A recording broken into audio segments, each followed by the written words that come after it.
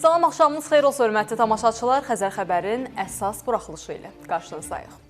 Dövlət başçısı vətəndaşların müddətli həqiqi hərbi xidmətə çağırılması və müddətli həqiqi hərbi xidmət hərbi qulluqçularının ehtiyata buraxılması haqqında sərəncam imzalayıb. Sərəncamla 2008-ci ildə doğulmuş və çağırış gününədək 18 yaşı tamam olmuş. Habelə 1996-2007-ci illərdə doğulmuş, yaşı 30-a dək olan Azərbaycan Silahlı Qüvvələrində müddətli həqiqi hərbi xidmət keçməmiş, müddətli həqiqi hərbi xidmətə çağırışdan möhlət hüququ olmayan və ya müddətli həqiqi hərbi xidmətə çağırışdan azad edilməmiş vətəndaşlar aprelin 1-dən 30-una dək müddətli həqiqi hərbi xidmətə çağırılacaqlar.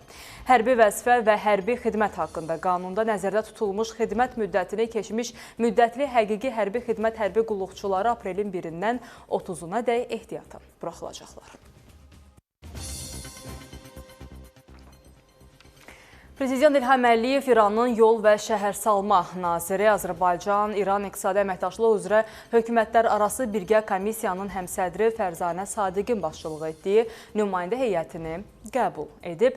İki tərəfli gündəliyin genişlənməsini məmnunluqla qeyd edən Prezident İlham Əliyev Azərbaycanla İranın birgə icra etdiyi layihələrin həm iki ölkə, həm də region üçün geniş imkanlar açacağını vurğulayıb. Dövlət başçısı Fərzanə Sadiqin ölkəmizə səfəri çərçivəsində bütün bu məsələlərin müzakirə ediləcəyinə və səfərin yaxşı nəticələrinin olacağına ümidvarlığını bildirib. Azərbaycana yenidən gəlməsindən məmnunluğunu ifadə edən Fərzanə Sadiq qəbula görə dövlət başçısına minnətdarlıq edib. O, İran prezidenti Məsud Pezeşkiyanın salamlarını dövlət başçısına çatdırıb və vurğulayıb ki, İran prezidenti Azərbaycanla münasibətlərə xüsusi əhəmiyyət verir. Fərzanə Sadiq ölkələr arasında tarixi, dini və mədəni əlaqələrin mövcud olduğunu vurğulayıb. Söhbət zamanı Bakıda keçiriləcək Azərbaycanla İran arasında iqtisadiyyat, ticarət və humanitar sahələrdə əməkdaşlıq üzrə Dövlət Komissiyasının 17-ci iclasının əhəmiyyətinə toxunulub. Şimal-Cənub nəqliyyat dəhlizi, Araz çayı üzərində Ağbənd və Kəlalə məntəqələrini birləşdirən avtomobil körpüsünün inşası və qarşılıqlı maraq doğuran digər məsələlər müzakirə edilib.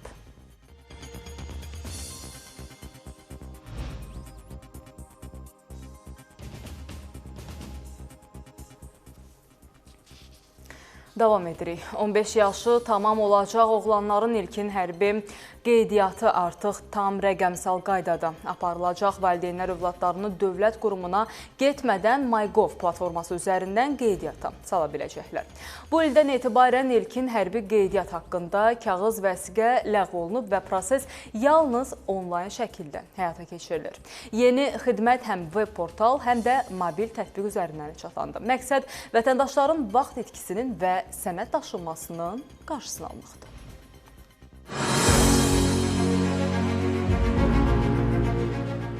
Bu ildən 15 yaşı tamam olacaq kişi cinsli vətəndaşların ilkin hərbi qeydiyyatı üçün müraciət onlayn qaydada ediləcək. Valideynlər bunun üçün fiziki olaraq hər hansı quruma yaxınlaşmayacaqlar. Yeni xidmət İnnovasiya və Rəqəmsal İnkişaf Agentliyi ilə səfərbərlik və hərbi xidmətə çağırış üzrə dövlət xidmətinin birgə əməkdaşlığı nəticəsində MyGov platformasına inteqrasiya olunub. İnnovasiya və Rəqəmsal İnkişaf Agentliyinin baş məhsul sahibi Tural Həsənov bildirib ki, proses sadə mərhələlərdən ibarətdir.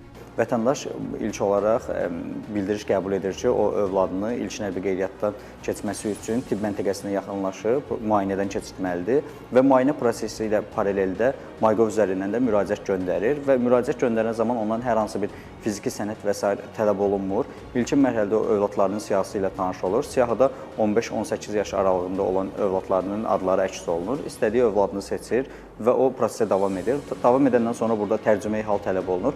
Tərcüməyi halı istəsə birbaşa yaza bilər ekranda və yaxud da ki, hazır forma varsa həmin tərcüməyi halı fayl kimi yükləyə bilər. Növbəti mərhələdə artıq əlaqə məlumatlarını və s. daxil edir. Bundan sonra müraciəti göndərir. Valideynin şəxsi kabinetinə tibbi müayinədən keçməklə bağlı bildiriş də göndərilir.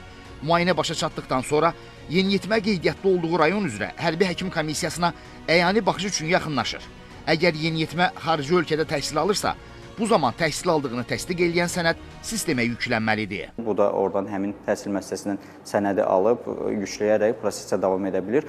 Bu xidmət ona imkan verir ki, əvvəllər vətəndaşlar fiziki olaraq yaxınlaşmalı və öz övladına dair müxtəlif sənədləri toplayıb rayon üzrə səfərbərliyə verməli idisə, artıq buna ehtiyac yoxdur. Onlar MyGov üzərindən rəqəmsal formada müraciət edə bilirlər. Hər hansı kağız daşıyıcıda sənədləri təqdim etməyə ehtiyac yoxdur. Vətəndaşlar bununla öz resurslarına, vaxtlarına qənaət edirlər. Qeyd edək ki, ilkin hərbi qeydiyyata alınma haqqında kağız vəsiqə bu ildən ləğv olunub və proses yalnız rəqəmsal formada aparılır. Valideynlər istənilən məkandan həm MyGov portalı, həm də mobil tətbiq vasitəsilə övladlarını ilkin hərbi qeydiyyata sala bilərlər. İslam Əşrəfov, Yusif Kərimli, Davud İbrahimov, Xəzər xəbər. Paytaxtın Nizami rayonu ərazisindəki gür salonlarının birində yanğınla müşahidə olunan partlayış olub. Hadisə yerinə dərhal Fövqəladə Hallar Nazirliyinin müvafiq qüvvələri cəlb edilib. Xoşbəxtlikdən hadisə nəticəsində xəsarət alan olmayıb.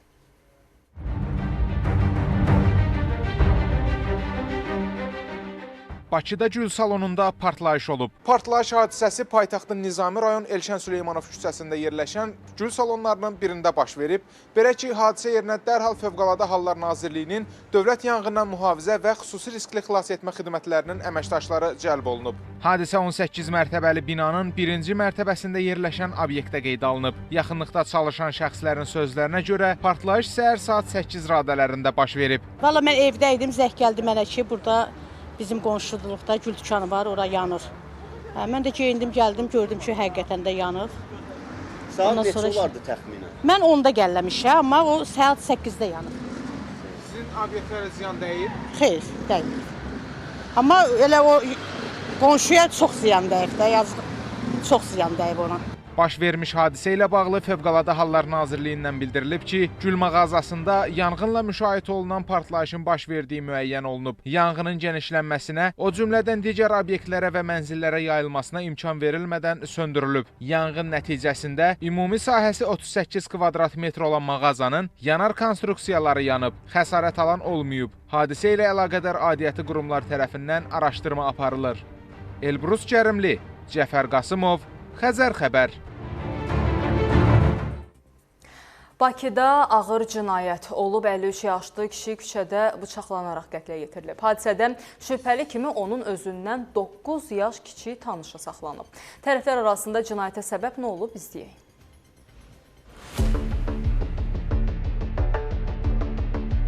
Avtomobildə bıçaqlanan 53 yaşlı kişi qaçıb canını qurtarmaq istəyərkən küçədə ölüb. Ağır cinayət gecə paytaxtın Xəzər rayonu Şüvəlan qəsəbəsində baş verib. Hüquq mühafizə orqanlarına məlumat daxil olub ki, Lev Starçuk küçəsində 53 yaşlı İlqar Məmmədov bıçaqlanıb. Dərhal əməliyyat qrupu hadisə yerinə gəlib və meydə baxış keçirilib. Çox çəkməyib ki, hadisəni törətməkdə şübhəli bilinən şəxs saxlanıb. Tərəflər arasında mübahisə avtomobildə baş verib, çünki qan ləkələrindən də açıq görmək mümkündür. Məlumatlara görə İlqar Məmmədov ağır bıçaq xəsarətləri alıb və avtomobildən düşüb, məndən təxminən 50 metr kənarda dünyasını dəyişib. Hadisəni törətməkdə şübhəli kimi isə onun yaxın tanışı İqor Lisenko şübhəli şəxs qismində saxlanılaraq istintaqa cəlb edilib. Məlumatlara görə İlqar Məmmədovla İqor Lisenko dost olublar. İqorun anası Tatyana ehtimal edir ki, hadisə günü onlar birlikdə spirtli içki qəbul ediblər. Mən rəfiqəmin ad günündən gəlib yatmışdım. Onlar da orada oturmuşdular. Səhər idi, qonşu gəldi. Dedi ki, kimsə orada yıxılıb ölüb. Sonra öyrəndim ki, ölən İlqardır. Mən də elə bilirəm ki, İqor işə gedib. Sonra bildim bu hadisəni. Onlar tanış idi. Ehtimal edirəm ki, onlar içki içmişdilər. Daha hadisənin nə üstündə olduğunu bilmirəm. Faktla bağlı Xəzər rayon prokurorluğunda qəsdən adam öldürmə maddəsi ilə cinayət işi başlanaraq ibtidai istintaq aparılır. Ramal Abdullayev, Cabbar Qarıyağdıoğlu, Xəzər xəbər. Goranboyda azyaşlının peyvənd edildikdən bir gün sonra ölməsi sakinlər arasında narahatlıq yaradıb. Çünki kənddəki tibb məntəqəsində həyatını yitirən uşaqla bərabər digər azyaşlılar da peyvənd olunub. Bəs hazırda onların vəziyyəti necədir? Körpənin ölüm faktı ilə bağlı rayon xəstəxanası da açıqlama verib. Goranboyda bir yaşlı uşaq ölüb. İddialara görə azyaşlı peyvənd edildikdən sonra vəfat edib. Goranboyda azyaşlı ölümü qeydə alınıb. Hadisə rayonun Ucqar Dağ kəndi Yuxarı Ballıqayada qeydə alınıb. Məlumata görə fevralın 20-sində azyaşlı bu məntəqədə peyvənd edildikdən sonra fevralın 21-də qəfil halı pisləşərək dünyasını dəyişib. Hadisə ilə bağlı uşağın valideynləri danışmaq istəmədi. Hadisədən sonra övladlarını peyvənd etdirən digər kənd sakinləri arasında narahatlıq yaranıb. Başqa bir kənd sakini isə bildirir ki, övladı həmin gün peyvənd edilsə də, səhhətində hər hansı problemi yoxdur. Mənim də uşağım rəhmətə gələn uşağımla eyni vaxtda peyvəndlənib. Vallahi bizdə 2-3 gün sonra xəbərimiz oldu. Allah rəhmət eləsin. Təəssüflənib də yanıma bizim də uşaq həmin vaxt peyvənd vurulubdu. Heç bir problem, narahatçılığı da yoxdur. 1 yaşlı oğlan uşağının ölümü ilə bağlı Goranboy rayon xəstəxanasından isə bildirilib ki, fevralın 20-sində azyaşlı Mirzəyev Nihat Sərvanoğlu Yuxarı Ağcakənd tibb məntəqəsində yaşına uyğun olaraq rutin profilaktik müayinədən keçirilib və milli peyvənd təqviminə əsasən 6 komponentli peyvəndin, həmçinin pnevmokok infeksiyasına qarşı peyvəndin 2-ci dozası tətbiq edilib. Peyvənddən sonra azyaşlı müəyyən olunmuş müddət ərzində tibbi müşahidə altında saxlanılıb. Hər hansı kəskin allergik reaksiya, anafilaktik əlamət və ya digər klinik dəyişikliklər qeydə alınmayıb. Gün ərzində uşağın səhhəti ilə bağlı narahatlıq müşahidə edilməyib. Ertəsi gün saat 13:10 radələrində Goranboy rayonunun Yuxarı Ballıqaya kəndindən təcili tibbi yardıma çağırış daxil olub. Təcili tibbi yardım briqadası saat 13:25-də Şəfəq Qaraçınar ərazisində çağırış edən şəxslərlə qarşılaşıb və 2025-ci il təvəllüdlü azyaşlının ölüm faktını təsdiq edib. O da qeyd edilib ki, hadisənin zaman intervalı və klinik gedişi anafilaktik reaksiyanın tipik xüsusiyyətlərinə uyğun deyil. Anafilaktik reaksiyalar adətən peyvənd tətbiqindən bir neçə dəqiqə sonra, ən gec bir neçə saat ərzində inkişaf edir və kəskin klinik əlamətlərlə müşayiət olunur. Mövcud məlumatlara əsasən ölüm hadisəsinin anafilaktik reaksiyası ilə əlaqəsi təsdiq olunmur. Hazırda fakt üzrə müvafiq qaydada araşdırma davam edir və yekun rəy məhkəmə tibbi ekspertizanın nəticələrindən sonra açıqlanacaq. Rahim İbrahimoğlu, Yusif Kərimli, Xəzər xəbər. Paytaxtda Lambarda qızıl zinət əşyaları qoyub pul götürən bir qrup sakin aldadıldığını bildirir. Məsələnin detalları ilə bağlı daha ətraflı sıradakı sujetimizdən biləcəksiniz. Lambarda qızıl qoyub pul götürdülər. Ödənişi bitirəndən sonra qızıl da getdi, pul da getdi.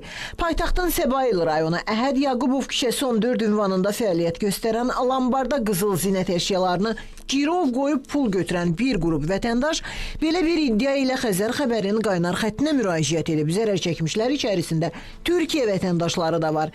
İlahə Toğrul iddia edir ki, ötən ilin iyun ayında həmin Lambardla müqavilə bağlayıb və 6 ay ərzində hər ay 500 manat olmaqla ödəniş edib. Sonra 12-ci aya çatanda mənim qulağıma çatdı ki, qızıllar oğurlanıb. Mən Eldənizə zəng elədim ki, Eldəniz belə bir məsələ var, nə qədər düzdür? Dedi ki, sənin qızılların oğurlanmayıbdı. Sən ödənişini və davam elə.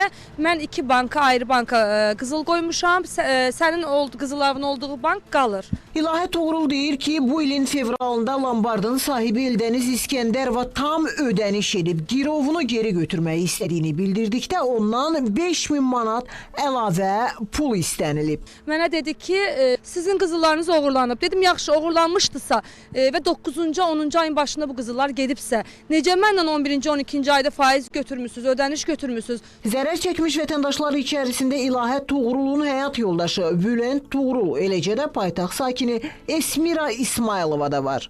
İstersen gitti dava et diyor, istersen polise ver diyor. Hakkımda da 116 tane suç kaydı var diyor.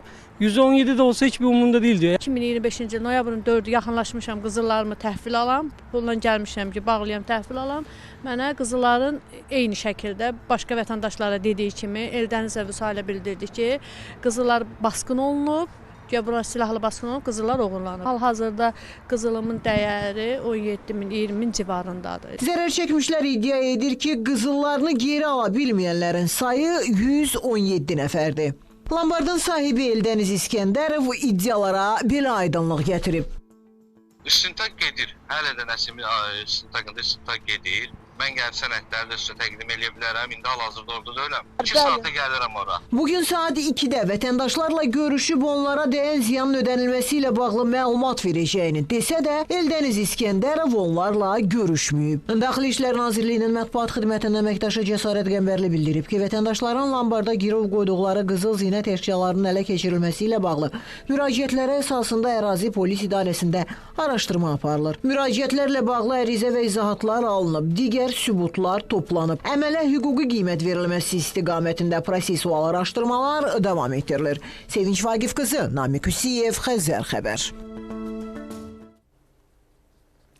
Bir daha xatırladırıq ki, Daxili İşlər Nazirliyinin Mətbuat Xidmətinin əməkdaşı polis leytenantı Cəsarət Qəmbərli bildirib ki, vətəndaşların lambarda girov qoyduqları qızıl zinət əşyalarının ələ keçirilməsi ilə bağlı müraciətlər əsasında ərazi polis idarəsində araşdırma aparılır. Müraciətlərlə bağlı ərazi, ümumiyyətlə ərizə və izahatlar alınıb, digər sübutlar toplanıb. Xüsusilə vətəndaşlara dəyən zərərin ödənilməsi və məsələyə hüquqi qiymətin verilməsi istiqamətində prosesual araşdırmalar davam etdirilir. Davam edirik. Hörmətli tamaşaçılar, Sumqayıtda 17 yaşlı qız bədbəxt hadisə nəticəsində ölüb. İlkin məlumata görə 2009-cu il təvəllüdlü Şəms Əbdülhəsənova ehtiyatsızlıqdan binadan yıxılaraq dünyasını dəyişib. Təfərrüatları izləyək. 17 yaşlı qız binadan yıxılaraq ölüb. Hadisə Sumqayıtda baş verib. Faciəvi hadisə şəhərin 45-ci məhəlləsində hazırda dayandığım bu 14 mərtəbəli binada qeydə alınıb. Belə ki, 17 yaşlı qız ehtiyatsızlıq nəticəsində pəncərədən düz bura düşüb və aldığı xəsarətlərdən elə hadisə yerində dünyasını dəyişib. Şahidlərin sözlərinə görə hadisə səhər saatlarında baş verib. Binadan yıxılan qız onlardan birinin yanına düşüb. Hardasa saat 9-a 20 dəqiqə qalmış, 9-un yarısı oldu. İftari təmizlədim, elədim. Evdən zəng gəldi ki, uşağı bağçaya aparmaq lazımdır. Elə bu butkanın yanında durmuşdu. Belə döndüm, 10 addım belə keçdim. Belə keçəndə belə arxamı üstündə şap səsi gəldi. Şap səsi belə dönəndə baxıram ki, orada uşaq yerdədir. Belə şeylədim, özümü itirdim, elədim. Bir dəqiqə orada qonşu var, o çağırdı, skorizat çağırdı, elədi.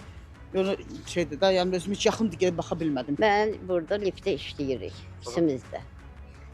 Gördüm səs gəlir. Düşdüm aşağı liftdən çıxanda. Gördüm polislər dayanıb, skori dayanıb. Gördüm yerdə adam. Dedim, nə olub? Dedilər ki, bəs yıxılıb mı? Hə, yıxılıb, qız uşağıdır özə, məktəb uşağı. Yıxılaraq dünyasını dəyişən 17 yaşlı Şəms Əbdülhəsənovadır. O, Sumqayıt şəhər 13 nömrəli tam orta məktəbin şagirdidir. Bildirilir ki, yeniyetmə həmin ünvana repetitor yanına gedibmiş. Hadisə yerinə hüquq mühafizə orqanlarının əməkdaşları cəlb olunub. Faktla bağlı araşdırma aparılır. Nizami Rəsulov, Kənan Qafar, Xəzər xəbər. Bakının mərkəzindəki daha bir ərazidə söküntü başlayır. Söhbət hansı ərazilərdən gedir və qəzalı binaların yerində nə olacaq, proses nə yerdədir, izləyək. Paytaxtın mərkəzində istismarını başa vuran bu binalar da sökülür. Belə ki, Nəsimi rayonu Üzeyir Hacıbəyov 51, Xəqani küçəsi 54, Kövkəb Səfərəliyeva 2 ünvanlarındakı binaların sakinləri artıq köçürülür. Bizə deyiblər ki, ayın 1-nə kimi, martın 1-nə kimi hamı köçməlidir. İndi yavaş-yavaş köçürlər də qonşular. Artıq proses başlayıb köçürüb da. Köçmüsünüz burada? Köçmüşəm, hə, Nə qədər vaxt? 3 gün.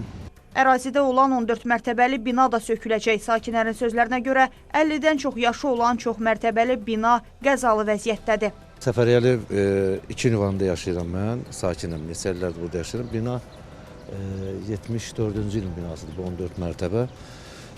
Artıq 53 yaşı var. Bina qəzalı vəziyyətdədir, altın su basıb artıq. Buradan bizi köçürdülər və indi də biz burada başlamışıq köçməyə, əşyalarımızı daşımağa. Sakinlər deyirlər ki, onlara verilən məlumata görə söküləcək binaların yerində yaşıllıq zonası salınacaq və 2 çox mərtəbəli bina tikiləcək. 2 dənə bina deyiblər tikiləcək, 28 mərtəbəli. Ondan sonra, tikilib qutarandan sonra biz buranın sakinləri qayıdacaq da bura. Məsələ ilə bağlı Nəsimi rayon icra hakimiyyətinə müraciət etdik. İcra hakimiyyətinin rəsmisi layihədə nəzərdə tutulan binanın görüntülərini Xəzər xəbərə təqdim etdi. 28 mərtəbəli 2 yaşayış binasının xarici görünüşü belə olacaq. İcra hakimiyyətindən o da bildirildi ki, Nəsimi rayonu Üzeyir Hacıbəyov, Xəqani və Kövkəb Səfərəliyeva küçələrinin kəsişməsində yerləşən ərazidəki daşınmaz əmlak mülkiyyətçiləri ilə artıq müqavilə bağlanıb. Nəsimi Towers məhdud məsuliyyətli cəmiyyət tərəfindən ərazidə müasir tipli yeni yaşayış kompleksinin inşasına başlanılacaq. Minaya Zaman, Səbuhi Mustafayev, Xəzər xəbər. Xalq artisti mərhum aktyor Ramiz Əzizbəylinin kürəkəni tərəfindən aldadıldığını deyən şəxs Xəzər xəbərə üz tutub. O iddia edib ki, biznes qurmaq məqsədi ilə ondan küllü miqdarda pul alan şəxsin dələduzluğuna məruz qalıb. Tanıdığı şəxs tərəfindən aldadıldı, küllü miqdarda pul itirdi. Bu iddia ilə Xəzər xəbərin qaynar xəttinə paytaxt sakini Elşən Mahmudbəyli müraciət edib. Bildirib ki, Rüfət Qasımzadə adlı şəxs onun 100 min manata yaxın pulunu mənimsəyib. Atamın və əmmimin ailə dostu olan hörmətli xalq artisti, rəhmətli mərhum Ramiz Əzizbəylinin kürəkəni qızları ilə bir yerdə və dostları ilə bir yerdə mənə qarşı dələduzluq oyunu quraraq mənə 55 min dollar məbləğində pulu almış, qızılışı görəcəyimizlə bağlı vədlər vermiş.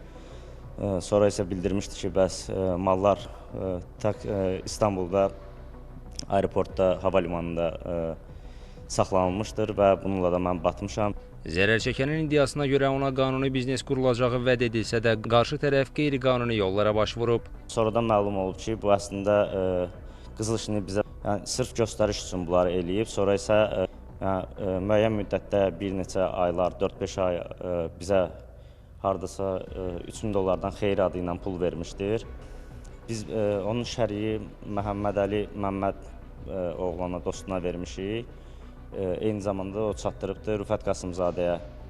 Şəxsin adı Rüfət Qasımzadə. Bəli, bəli, dedi ki, bəs mən hal-hazırda şəhərdə deyiləm, işlərim var. Pulu ver ona, o da gətirib mənə ötürəcək. İddiada adı hallanan Məmməd Məhəmmədzadə də Elşən Mahmudbəylidən pulu götürdüyünü təsdiqləyib. Elşən verib mənə, mən də vermişəm Rüfətə. Əmələ mənə özü verəcəyi var.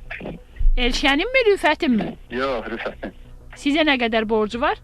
Biraz vardı, onun mənə verəcəyi var. Ona sadəcə gözləyirəm ki, öz borclarını versin, qutarsın, sonra mənim borcumu versin.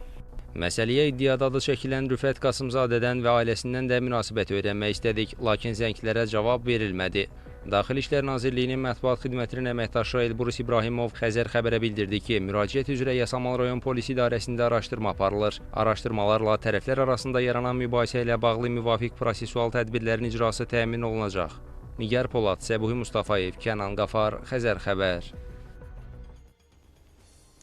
Xəzər dənizinin sahil boyu ərazilərində batağan quşlarının kütləvi ölümü qeydə alınıb. Xaçmazın Niyazabad kəndi yaxınlığında dəniz kənarında minlərlə quş cəsədinə rast gəlinir. Cəsədlər kilometrlərlə məsafədə sahil boyu əraziyə səpələnib. Bəs hadisəyə səbəb nədir? Sujetdən biləcəksiniz. Xəzər dənizinin Xaçmaz sahillərində batağan quşlarının kütləvi ölümü qeydə alınıb. Xüsusən Niyazabad kəndi yaxınlığında dəniz kənarında minlərlə quş cəsədinə rast gəlinir. Sakinlər bildirirlər ki, son günlərdə bu hal tez-tez müşahidə olunur. Əvvəl belə bir şey olmuyor. Yəni dəniz sahilində bu axır vaxtlar belə kimi. Ödə günü-gündən də çoxalır yəni quşlar, qırılmalar. Yəni yem çatışmamadığındandır, neydən yəni bilinmir. Nə quşlardır bunlar? Batağan quşlardır. Yəni suda yaşayan quşlar. Nə ola bilər yem çatışmamadığından da, neydənsə belə kimi. Xəstəlikdən də ola bilər, vallahi bilmirəm. Ekoloq Rövşən Abbasov isə deyir ki, sahil boyu ərazilərdə quş ölülərinə rast gələnməsinə səbəb dənizin səviyyəsinin enməsidir. Son vaxtlar Xəzər dənizinin səviyyəsinin aşağı düşməsi dəniz sahillərinə yaxın olan bataqlıqlara öz təsirini çox güclü bir surətdə göstərir və bu bataqlıqların da quruması baş verir. Nəzərə alaq ki, həmin bataqlıqlarda yəni quşlar məskən salırdılar və bu onların çox yaxşı bir yaşayış yerləri idi. Təəssüflər olsun ki, bu bataqlıqların sahəsinin sürətlə azalması nəticəsində bu cür hadisələr meydana çıxır. Rövşən Abbasov deyir ki, Xəzər dənizinin səviyyə tərəddüdü, xüsusən də dənizin dayazlaşması təkcə quşlar üçün təhlükə yaratmayıb. Xəzər dənizinin səviyyə tərəddüdləri təkcə quşların yaşayış tərzinə yox, həm də suitlərin yaşayış tərzinə çox ciddi təsir göstərmişdir. Məsələn, şimal ərazilərində buzlu sahələrin sürətlə azalması suitlərin artımına çox ciddi təsir edibdir. Dənizin səviyyəsinin azalması dayazlaşmaya gətirib çıxarır ki, bu da öz növbəsində suda həll olmuş oksigenin azalmasına və beləliklə də yaşayış mühitinin pozulmasına gətirib çıxarır. Nəticədə həm biz kütləvi surətdə quş ölümlərinə, həm də suit ölümlərinə rast gəlirik. Qida Təhlükəsizliyi Agentliyinin yerli qurumlarından bildirilib ki, aşkarlanan quş cəsədləri ilə bağlı araşdırma aparılır. Xaçmazın Niyazabad və Nabran kəndləri yaxınlığında sahilboyu ərazilərdə aşkarlanan quş cəsədlərinə yerində baxış keçirilərək nümunələr götürülüb. Analizlərin nəticəsi barədə ictimaiyyətə məlumat veriləcək. Bundan əlavə cəsədlərin ərazidən təmizlənməsi istiqamətində də tədbirlərin görülməsi nəzərdə tutulub. Kənan Qafar, Vüsal Hüseynov, Xəzər xəbər. Davam edirik. Rusiya ordusu gecə saatlarında hücum dronları ilə Ukrayna vilayətlərini atəşə tutub. Nəticədə azı 3 nəfər həlak olub, bir neçə nəfər yaralanıb. Odessa vilayət hərbi administrasiyasından bildirilib ki, dronların zərbəsi nəticəsində 2 nəfər ölüb, 3 nəfər yaralanıb. Zaporojyeda isə sənaye müəssisələrinə dron hücumunda bir kişi ölüb, bir nəfər isə yaralanıb. Regional Dövlət Fövqəladə Hallar Xidmətinin məlumatına görə hücumlar zamanı sənaye, enerji və mülki infrastruktura ziyan dəyib. İstehsal obyektləri və ambarlar, inzibati binalar, avtosalon, eləcə də nəqliyyat vasitələri zədələnib.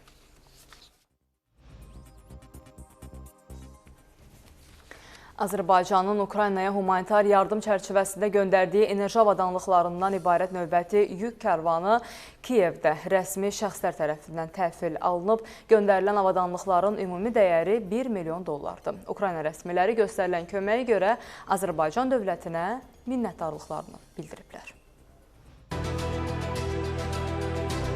Azərbaycandan Ukraynaya göndərilən növbəti humanitar yardım partiyası aidiyyatı üzrə təhvil verilib. Azərbaycan dövləti tərəfindən Ukraynaya göndərilən enerji avadanlıqlarından ibarət növbəti humanitar yardım karvanı bugün paytaxt Kiyevə çatıb.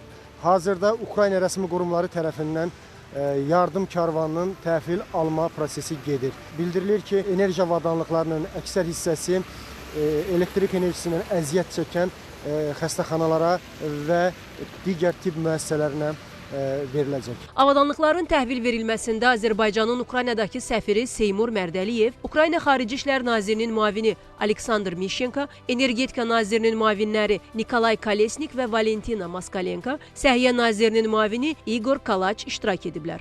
Göndərilən avadanlıqların ümumi dəyəri 1 milyon dollar təşkil edir. Bura 12 alçaq gərginlikli panel, 11 generator, 5 transformator, 27 min metrə yaxın kabel və naqillər daxildir. Ümumilikdə Azərbaycanın Ukraynaya göndərdiyi humanitar bərpa və yenidən qurma yönümlü dəstəyin həcmi 45 milyon dolları ötüb.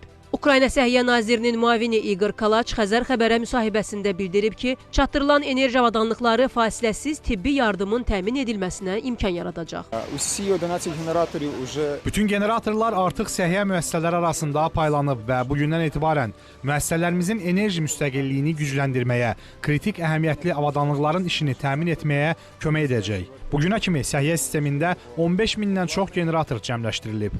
Müəssisələrin 100%-i tam şəkildə generatorlarla təmin olunub. Bundan əlavə, təxminən 1 il əvvəl biz birgə enerji layihəsi olan Ümid şüasına başladıq ki, bu da bugünə qədər artıq 250 xəstəxananı günəş elektrik stansiyaları və akkumulyator batareyaları ilə təmin edib. Ukrayna Energetika Nazirinin müavini Nikolay Kolesnik isə deyib ki, artıq döyüş əməliyyatlarının aktiv fazasının 4-cü ilində məhz sosial obyektlərə və ya əsas xidmətlərin, enerji və kommunal xidmətlərin sistemli təchizatından asılı olan enerji infrastruktura obyektlərinə zərbələr intensivləşdirilir. Məhz beynəlxalq yardım bizə düşmənin yaratdığı bu çağırışlara tez və effektiv cavab verməyə kömək edən sistemli alət. Biz görürük ki, bugün Azərbaycan humanitar missiya olaraq enerji avadanlıqlarında da Ukraynaya dəstəyə əsirgəmir. Bunlar kritik və vacib obyektlərdir. Humanitar yardımın təhvil alınmasında iştirak edən Ukrayna rəsmiləri Azərbaycan prezidentinə, xalqına göstərdiyi köməyə və dəstəyə görə təşəkkür ediblər. Mübariz Aslanov, Kəmal Əlimuradova, Xəzər xəbər.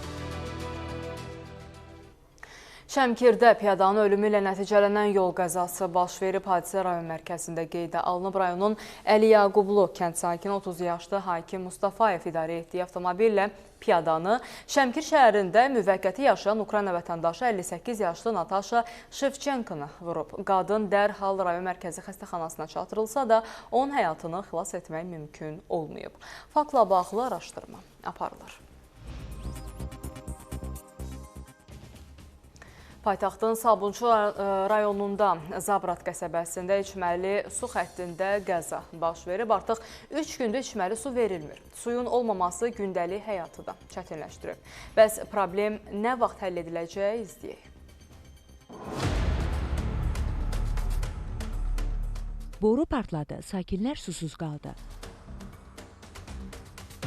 Sabunçu rayonu Zabrat qəsəbəsi Molla Vəli Vidadi küçəsində diametri 560 mm olan içməli su xəttində qəza baş verib. Sakinlərin su təminatında problem yaşanıb. 3 günlük bu su burada partlayıb.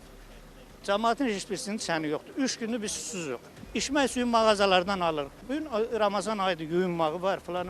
Biz su içirik. İndi cəmaət susuz qalıb. Bu boyutda Zabrat susuz qalıb. Sakinlər deyirlər ki, suyun olmaması ciddi çətinlik yaradıb. Su yoxdur. Mənim bu dəqiqə kombim işləmir. Evdə soyuqda nəvələrimi qapılara göndərmişəm.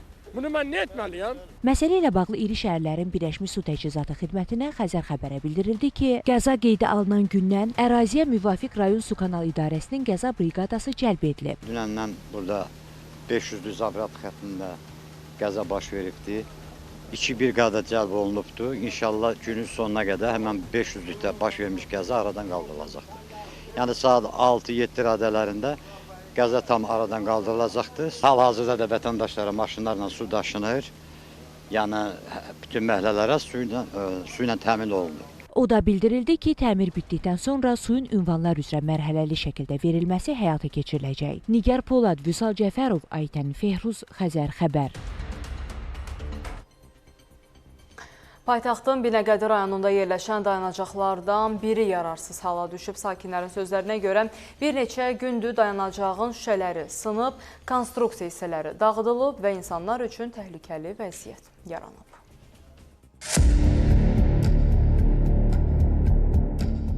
Şüşələr qırılaraq ətrafa səpələnib.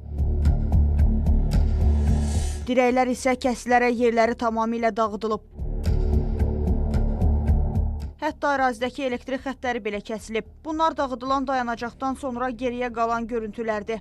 Bura Binəqədi rayonu Binəqədi kəndi Gülüstan 15 deyilən ərazidir. Bu hazırda dayandığım yer isə əvvəllər dayanacaq olub, ancaq indi həmin dayanacaqdan nə əsər var, nə də əlamət. Bilinməyən hansısa səbəbdən dayanacağın bütün şüşələri qırılaraq bax bu şəkildə yerə səpilib.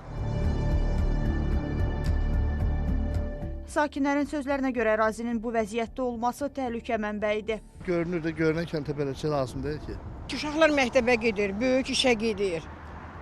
Yağış olur, yağmur olur, dururdular da stanovkanın altında. İndi yox, indi təhlükəlidir əlbəttə ki, o da arxasında da kanalizasiya var, açıqdır. Buradan mütəmadi istifadə edənlərin sözlərinə görə dayanacaq bir neçə gündür bu vəziyyətdə olsa da yerdəki qalıqları təmizləyən yoxdur. 2 gündür, bilmirəm, xəbərim yoxdur niyə qədər. Yəni 2 gündür belədir. Bu qədər. Yəni problem yaradırmı bax uşaqla gəlir? Problem əlbəttə şüşələr var, şüşə qırıntılar var. Problem yaradır bəli. Yığışdıranda yox. Yox, görməmişəm. Yığışdırıblar təzəliyini, yəni tökülüntülərin, ancaq o sınıqlar qalıb da. Neyniyək? Məsələ ilə bağlı Yerüstü Nəqliyyat Agentliyinə müraciət etdiyi qurumdan Xəzər xəbərə bildirildi ki, sözgedən ünvanda dayanacaq pavilyonu qəza nəticəsində zərər görüb. Qəzalı pavilyon məntəqədən götürülüb. Ərazidə yeni pavilyon quraşdırılacaq. Ruzana Kərimli, Ramil İbrahimov, Minaya Zaman, Xəzər xəbər. Zərdab rayonunda yeni doğulmuş körpə Bakıda xəstəxanada həyatını itirib. Valideyni Zərdab rayon mərkəzi xəstəxanasının həkimindən şikayətlənir. O qeyd edir ki, yeni doğulan körpənin ölümünə həkim səhlənkarlığı səbəb olub. Təfərrüatları izləyək. Zərdabda 5 günlük körpə vəfat edib, ailəsi isə həkimləri günahlandırır. Ötən il ailə quran cütlüyün təxminən bir həftə əvvəl paytaxtdakı xəstəxanalardan birində qeysəriyyə əməliyyatı ilə oğlu dünyaya gəlib. Valideyn həmin gün uşağın sağlam olduğunu bildirir. Ayın 17-si, fevralın 17-si yoldaşımı Bakıya apardım əməliyyat üçün. Əməliyyata götürdülər, əməliyyat olundu. Yəni heç bir problem olmadı. Əməliyyatdan sonra ayın 19-u mən yoldaşımı götürməyə getdim. Yəni yoxlanış elədilər, uşağın qanından yoxlanış elədilər. Heç bir problem olmadı. Yəni bir problem olsaydı o uşağı buraxmayacaqdılar. Yəni həkimlər onu buraxmayacaqdı. Daha sonra rayona qayıdan ailə körpəni yoxlamadan keçirmək üçün onu Zərdab rayon mərkəzi xəstəxanasına aparıb. Atanın sözlərinə görə həkimlər uşağa baxış keçirsələr də düzgün diaqnoz qoymayıblar və xəstəxanadan evə göndəriblər. Uşaq həkim yanına getdik, o uşağa baxdı. Uşağı yəni belə deyə bədəninə baxdı, ayağına, uşaqda sarılıq var idi. Uşağa yəni baxdı. Dedi heç bir problem yoxdur uşaqda.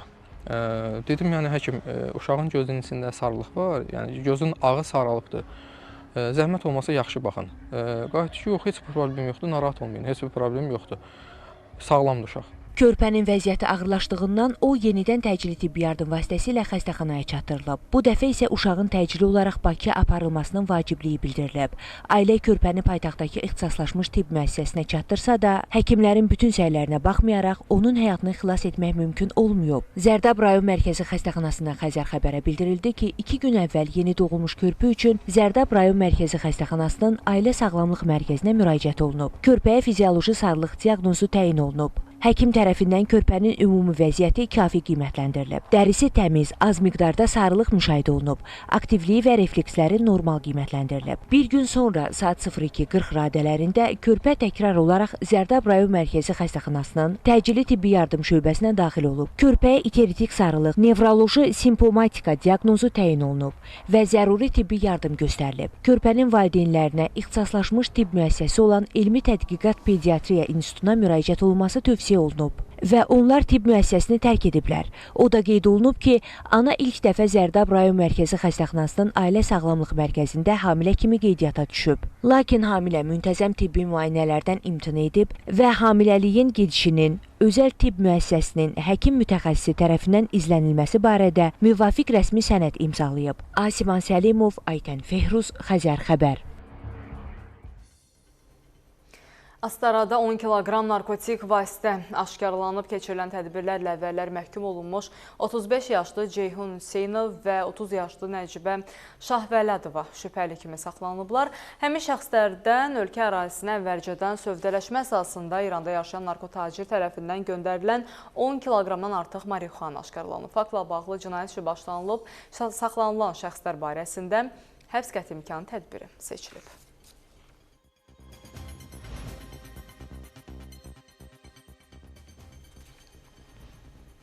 Naxçıvan Baş Gömrük İdarəsinin həyata keçirdiyi tədbirlər nəticəsində növbəti dəfə xüsusilə külli miqdarda psixotrop maddə aşkar edilərək qanunsuz dövriyyədən çıxarılıb və narkotik vasitə Sədərə Gömrük postunda ölkə ərazisindən tranzit keçməklə İrandan Türkiyəyə gedən nəqliyyat vasitəsində aşkar olunub. X-ray stasionar rengen qurğusunda aparılan baxış zamanı nəqliyyat vasitəsinə aid qoşquda yerləşdirilmiş akkumulyatorda şübhəli cizgilər müşahidə edildiyindən əsaslı gömrük yoxlaması həyata keçirilib. Yoxlama zamanı akkumulyatorun içərisinə malların aşkarlanmasını çətinləşdirən üsulla yerləşdirilmiş 6 ədəd selofon paketi, ümumilikdə təmiz çəkisi 5 kiloqram 254 qram olan psixotrop maddə metamfetamin aşkar edilib. Faktla bağlı araşdırma aparılır.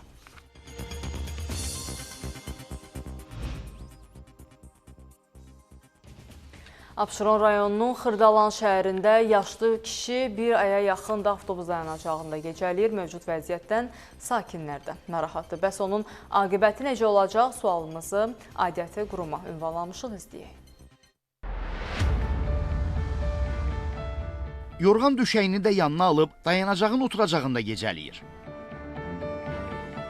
Görüntülər Abşeronun Xırdalan şəhərində çəkilib.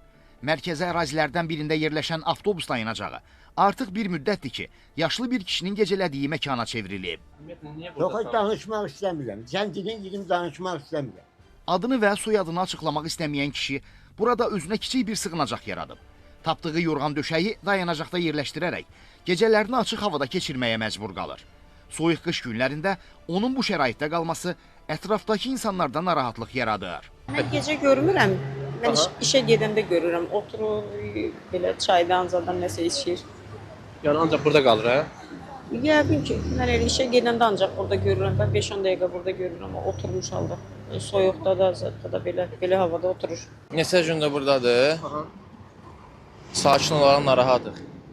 Yəni imkanlı şəxslərdən kömək istəyir, gəlsinlər kömək eləsinlər, yazıqdır. Yəni burada astanovkada yatır? Bəli, elə burada bütün günü 4-5 gün elə burada da yatır, uzanır. Burada çoxdan qalır burada? Bəli, bəli, bəli. Yazığımız gəlir valla. Biri yemək verir, biri çörək verir. Kan dağıtmışlar, təzə qoydu, yenə gəldi bura. Bu kimi, kimsəsi, yaxını yoxdurmu? Vallahi bilmirik, tanımırıq biz. Məsələ ilə bağlı Əmək və Əhalinin Sosial Müdafiəsi Nazirliyinin tabeliyində Sosial Xidmətlər Agentliyindən Xəzər xəbərə bildirilib ki, xidmətin əməkdaşları sözügedən vətəndaşla bağlı məlumat daxil olan kimi dərhal əraziyə yollanıblar. Xırdalan şəhəri, Əvəz Şəfiyev küçəsində yerləşən dayanacaqda məskunlaşan vətəndaşın qiymətləndirilməsi aparılıb və ona müvafiq sosial xidmət müəssisəsinə yerləşdirilmək təklif olunub. Lakin o, bundan qəti şəkildə imtina edib. Nizami Rəsulov, Yusif Kərimli, Xəzər xəbər. Davam edirik. Meksikanın ən böyük cinayətkar qruplaşmalarından biri olan Xalisko Yeni Nəsil kartelinin lideri El Mencho ləqəbli Namesio Segura Cervantes hərbi əməliyyat nəticəsində öldürülüb. Əməliyyatdan sonra kartel üzvləri ilə hüquq mühafizə orqanları arasında silahlı qarşıdurma olub. El Mencho'nun ölüm xəbəri ölkə daxilində xaos yaradıb. Əməliyyatdan sonra qruplaşma üzvləri Xalisko və digər ştatlarda çoxsaylı nəqliyyat vasitələrini yandırıblar. ABŞ hakimiyyəti El Mencho'nun həbsinə gətirib çıxaracaq hər hansı bir məlumata görə $15 milyon mükafat qoymuşdu. The Washington Post nəşrinin yazdığına görə ABŞ kartel liderinin öldürüldüyü əməliyyatda Meksika kəşfiyyat orqanlarına kömək edib. Məlumata görə əməliyyat Meksika hərbçiləri tərəfindən həyata keçirilib, lakin ABŞ-Meksika birgə əməliyyat qrupu da əməliyyatda iştirak edib. Azərbaycanın Mexikodakı səfirliyi Xalisko və qonşu ştatlarda davam edən ixşaşlarla bağlı bu ölkədəki vətəndaşlarımıza müraciət edib. Vətəndaşlarımızdan ayıq-sayıq olmaları, şəxsi təhlükəsizlik qaydalarına əməl etmələri, kütləvi toplaşmalardan və riskli ərazilərdən uzaq durmaları, həmçinin yalnız rəsmi mənbələrdən yayımlanan məlumatları izləmələri xahiş olunur deyə müraciətdə qeyd edilir.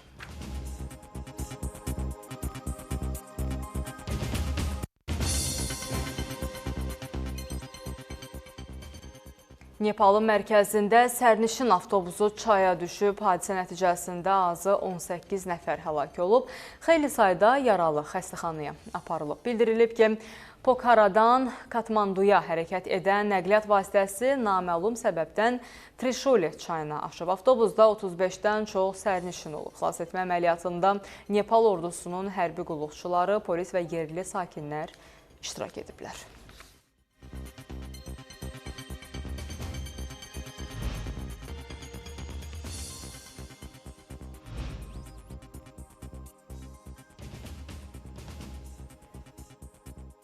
Bir müddət əvvəl Li-9 avtomobili ilə park zamanı qəza keçirən sürücü hadisənin təfərrüatları ilə bağlı açıqlama verib.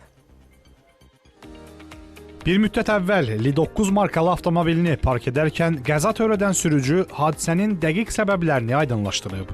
Bir müddət əvvəl Əfəndilər qrupundan şikayət etmişdim və avtomobilimdə texniki qüsur olduğunu irad edirdim.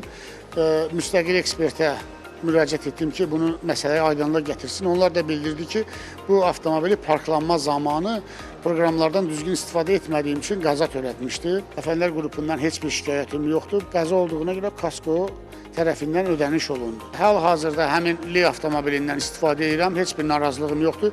Bir ilə yaxındır ki, həmin avtomobildən istifadə edirəm və bir daha həmin satış mərkəzinə getdik, dəqiqləşdirdik ki, yəni istehsal olan bütün qüsurlara tam zəmanət verilir və həm də Azərbaycanda rəsmi dillər kimi fəaliyyət göstərir. Cəmi 3 gün qalıb. Alış-verişdə həm endirim, həm də mükafat qazandıran kontaktın 50%-də endirimli qoşa fürsəti artıq sona yaxınlaşır. Kontaktın bir alışla 2 qat qazandıran kampaniyasında geri sayım başladı. Artıq sadəcə 3 gününüz var ki, şəbəkənin qoşa fürsət imkanı ilə nağd alışda 50%-dək endirimlərdən yararlanasınız. İndi kredit alıcılarının da üzü gülür. Çünki artıq istədiyiniz məhsulun endirimli qiymətini elə yerindəcə 20 4 aydək bölüb hissə-hissə ödəmək imkanı var. Yəni bu 3 gün ərzində 128 GB yaddaşı olan Samsung Galaxy A17 smartfonunu ayda 18 manat, Intel prosesorlu Lenovo IdeaPad Slim 3 notebookunu ayda 42 manat, 11 kiloqram həcmə malik LG paltar yuanını ayda 64 manat, avtomatik filtr və stansiyalı Xiaomi H40 tosturanını ayda 31 manata almaq əsl fürsətdir. Üstəlik, mağazada öz seçdiyiniz qoşanı ataraq, aldığınız məhsulun dəyərinin 100% qədərini geri ala bilərsiniz. Finalda isə seçdiyiniz qoşa sizə böyük mükafatı 100 min AZN-ədək uduş qazandırır. Odur ki, fürsətlərin yarışdığı bu günləri dəyərləndirmək üçün kontaktda baş çəkməyiniz məsləhətdir. Ətraflı məlumat üçün Ulduz 6060 çağrı mərkəzinə zəng edə bilərsiniz. Hörmətli tamaşaçılar, bugünlük xəbərlərimizdən bu qədər. Sabah eyni saatda yenidən görüşmək ümidi ilə gecəniz xeyrə qalsın.